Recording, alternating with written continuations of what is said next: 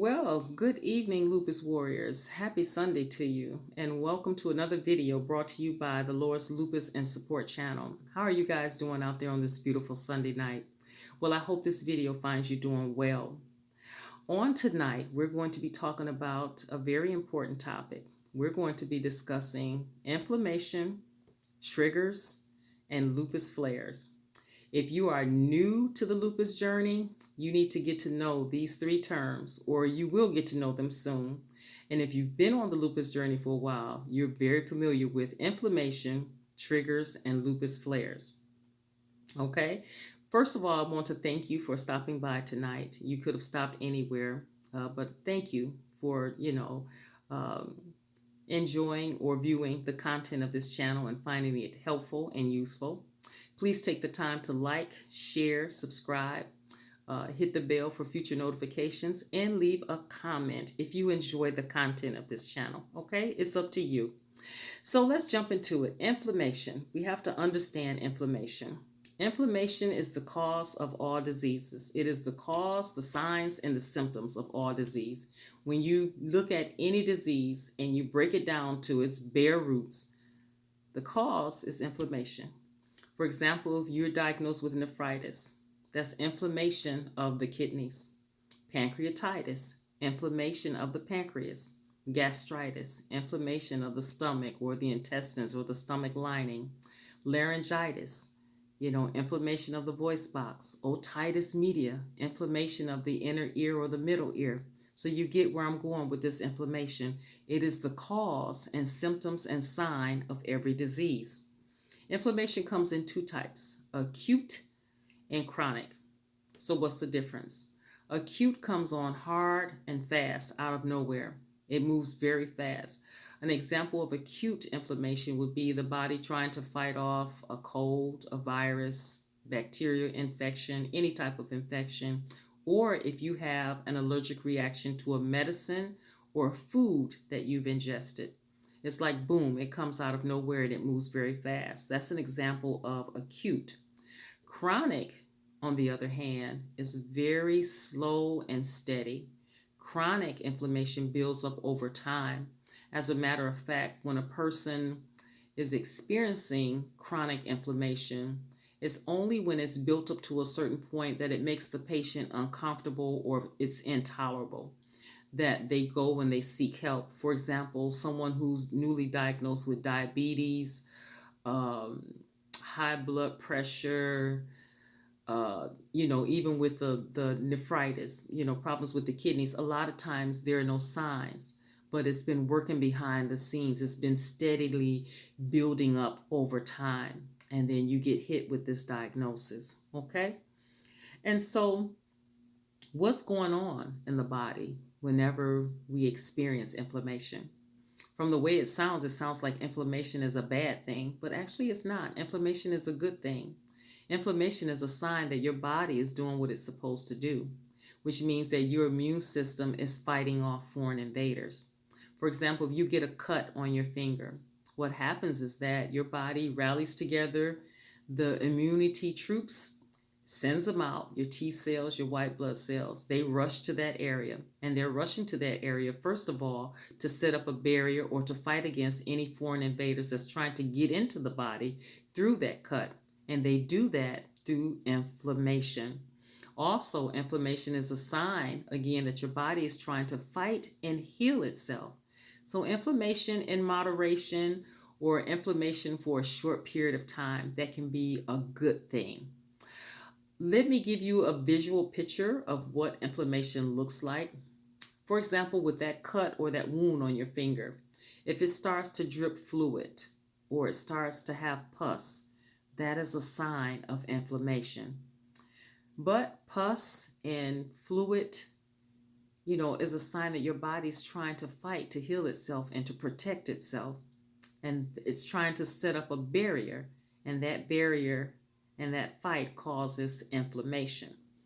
But have you ever considered that chronic inflammation can happen when we eat foods over time that cause inflammation in the body?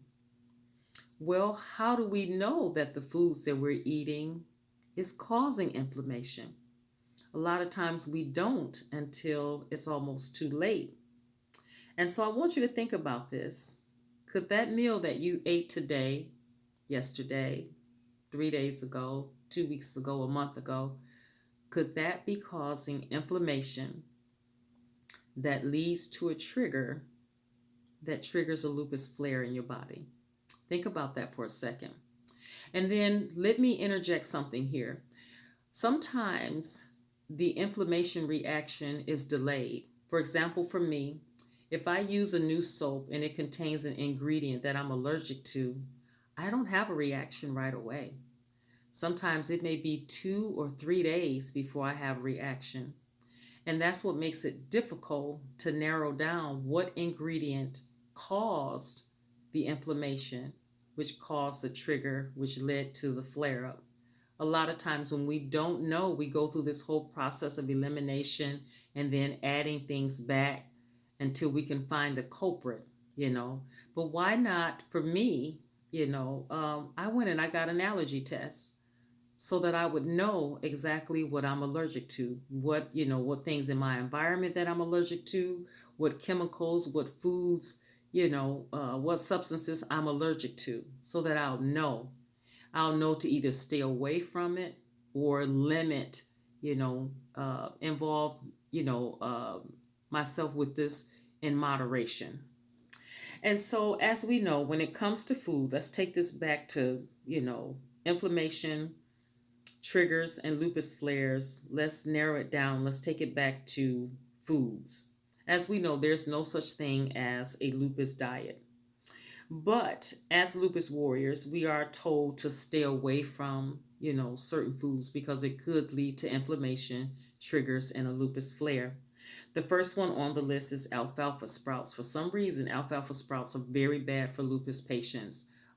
It can lead to, really bad lupus flare ups. The second one on the list is garlic. And some of you may say, well, I use garlic all the time. I don't have any problems. For some lupus warriors, garlic is fine. For others, we're still encouraged to use it sparingly because lupus is, a herb. It is, it's not a supplement, but it's an alternative, health, and also it's a, a seasoning that we use, but it can rev up the immune system.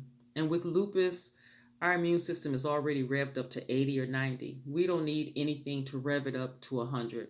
And that's the reason why we take immunosuppressive drugs to suppress the immune system, because it's always fighting all the time, which means there's inflammation in the body occurring all the time. And we don't want that.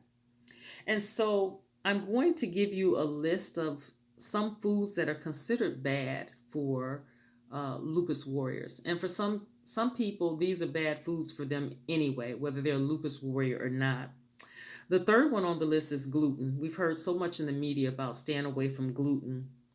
The fourth one, I'm sorry, is dairy. A lot of people have, allergies to dairy, such as being lactose intolerant.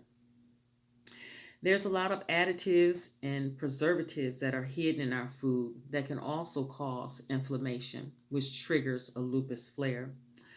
Um, Another one on the list is food coloring, especially blue and yellow. Whether you are a lupus patient or not, the food coloring blue and yellow can be very hard on children. It can be very hard on, certain adults, and especially it's hard on, lupus warriors. It can lead to inflammation, which can lead to a trigger, which can lead to a lupus flare.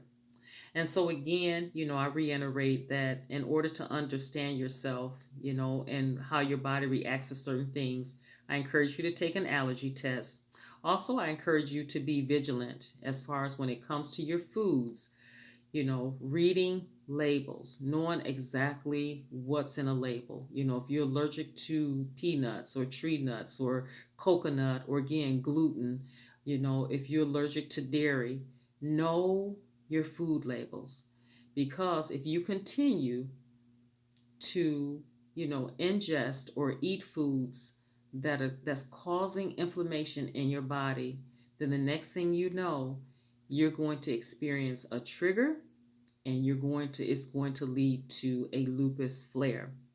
And so that's all I have for tonight. Let me know, if you have had any experiences with these foods that I listed in which they caused you to have inflammation, a trigger which led to a lupus flare.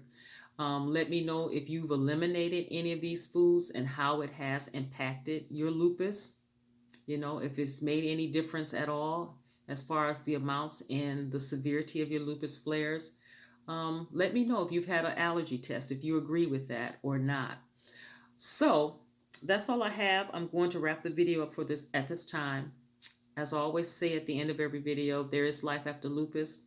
Take care of yourself. Stay safe. Stay as healthy as possible. Stay strong. Stay encouraged. Know that God loves you with all of his heart, and he has a plan and a purpose for your life that includes you showing up as you. Take care, my friends. I'll talk to you soon on the next video. Bye for now.